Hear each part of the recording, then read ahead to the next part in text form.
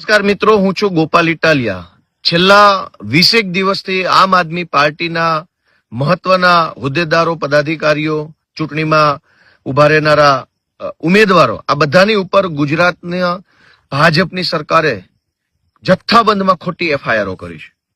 અંદાજે અત્યાર સુધીમાં તો 60 કરતા પણ વધુ એફઆઈઆર 20 દિવસમાં લખાઈ ગઈ। 150 કરતા પણ વધુ માણસોને એરેસ્ટ કરી લીધા છે।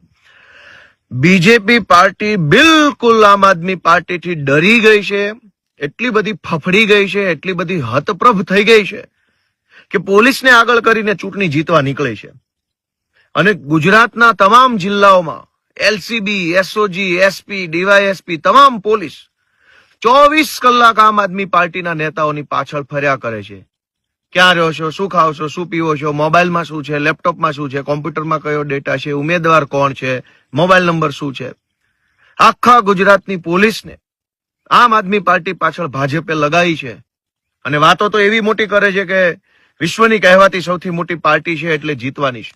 ચૂંટણી હારવાનો એટલો બધો ડર લાગ્યો છે ભાજપને કે આખી પોલીસ અમારી પાછળ, અનેક જૂઠી એફઆઈઆરો, અનેક લોકોની ખોટી ધરપકડો કરી।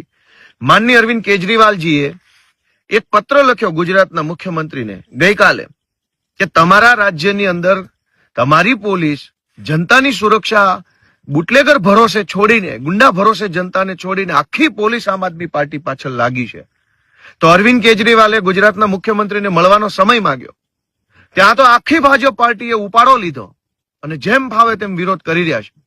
મારી ગુજરાતના મુખ્યમંત્રી સાહેબને અને બધા તમામ ભાજપના લોકોને વિનંતી છે કે એક વખત અરવિંદ કેજરીવાલને મળવાનો સમય આપો, એટલે બેસીને ચર્ચા કરીએ કે કેટલો તમને ડર લાગી ગયો છે ચૂંટણી હારવા માટેનો। ધન્યવાદ।